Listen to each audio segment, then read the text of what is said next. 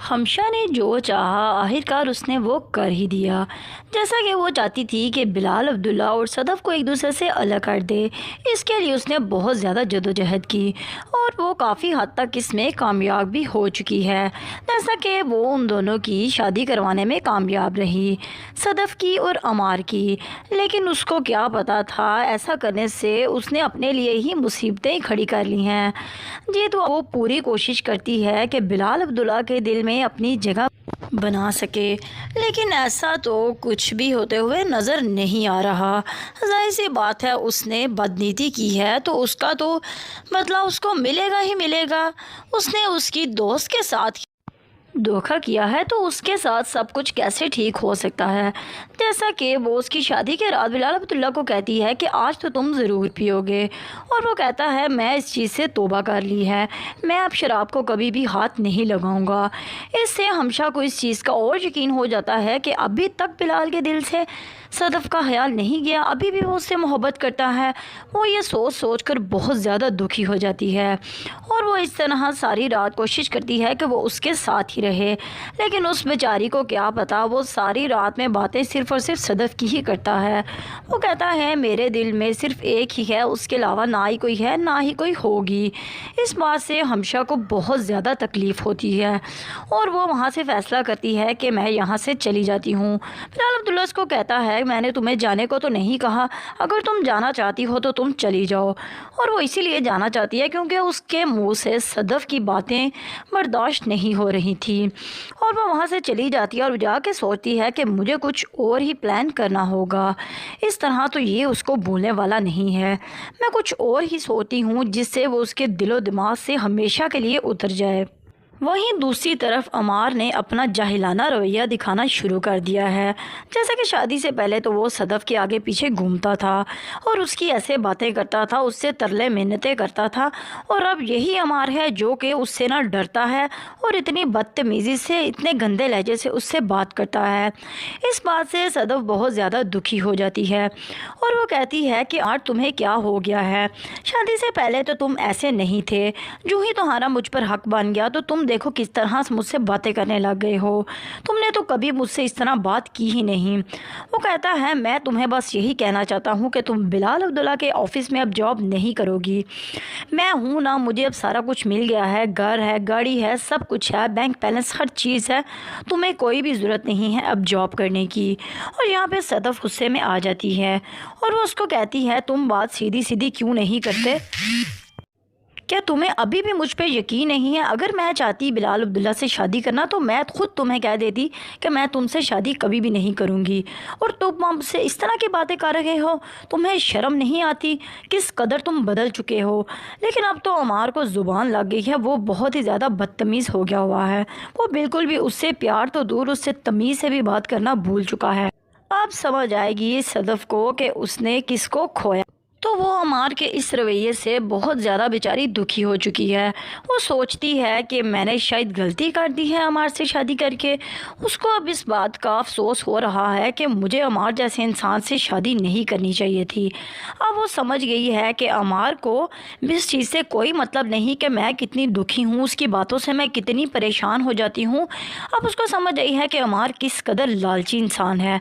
उसने सिर्फ उसके उस पैसे से और उस घर से जो कि सदफ़ की वजह से बिलाल अब्दुल्ला ने उसको दिया, वो सिर्फ उसी से प्यार करता है और उसने उससे भी शादी इसी काम के लिए की है। वो लोग ना उससे पहले मोहब्बत करता था ना ही अब करता है, और उसको तो फ्री में सारा कुछ मिल गया और इस बात से वो बहुत खुश है।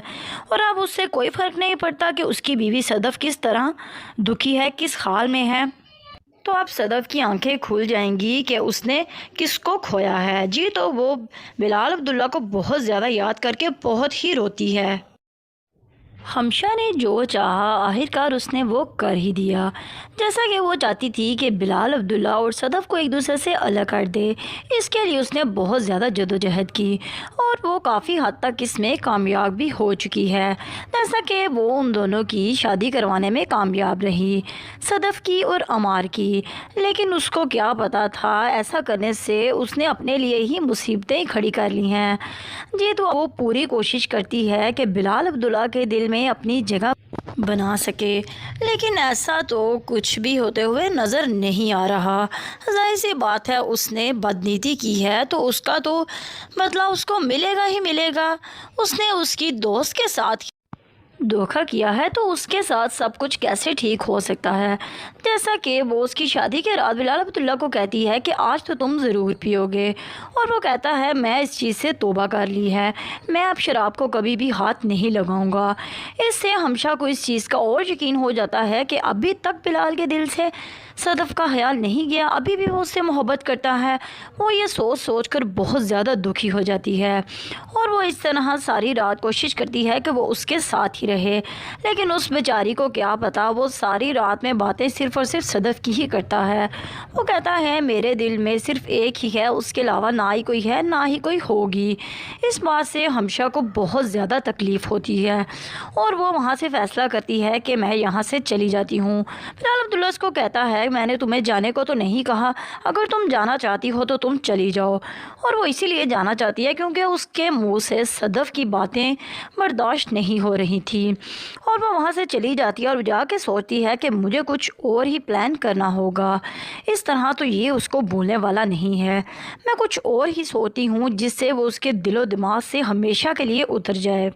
وہیں دوسری طرف عمار نے اپنا جاہلانہ رویہ دکھانا شروع کر دیا ہے۔ جیسا کہ شادی سے پہلے تو وہ صدف کے آگے پیچھے گھومتا تھا اور اس کی ایسے باتیں کرتا تھا، اس سے ترلے منتیں کرتا تھا، اور اب یہی عمار ہے جو کہ اس سے نہ ڈرتا ہے اور اتنی بدتمیزی سے اتنے گندے لہجے سے اس سے بات کرتا ہے۔ اس بات سے صدف بہت زیادہ دکھی ہو جاتی ہے، اور وہ کہتی ہے کہ آج تمہیں کیا ہو گیا ہے؟ شادی سے پہلے تو تم ایسے نہیں تھے، جو ہی تمہارا مجھ پر حق بن گیا تو تم دیکھو کس طرح مجھ سے باتیں کرنے لگ گئے ہو، تم نے تو کبھی مجھ سے اس طرح بات کی ہی نہیں۔ وہ کہتا ہے میں تمہیں بس یہی کہنا چاہتا ہوں کہ تم بلال عبداللہ کے آفس میں اب جاب نہیں کرو گی، میں ہوں نا، مجھے اب سارا کچھ مل گیا ہے، گھر ہے، گاڑی ہے، سب کچھ ہے، بینک بیلنس، ہر چیز ہے، تمہیں کوئی بھی ضرورت نہیں ہے اب جاب کرنے کی۔ اور یہاں پہ صدف غصے میں آ جاتی ہے، اور وہ اس کو کہتی ہے تم بات سیدھی سیدھی کیوں نہیں کرتے؟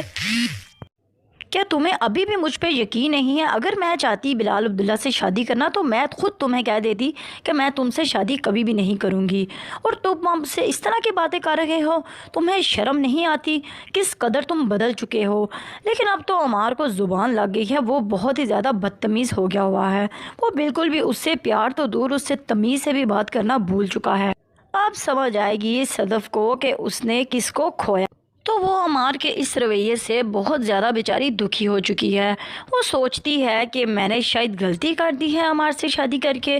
اس کو اب اس بات کا افسوس ہو رہا ہے کہ مجھے عمار جیسے انسان سے شادی نہیں کرنی چاہیے تھی۔ اب وہ سمجھ گئی ہے کہ عمار کو اس چیز سے کوئی مطلب نہیں کہ میں کتنی دکھی ہوں، اس کی باتوں سے میں کتنی پریشان ہو جاتی ہوں۔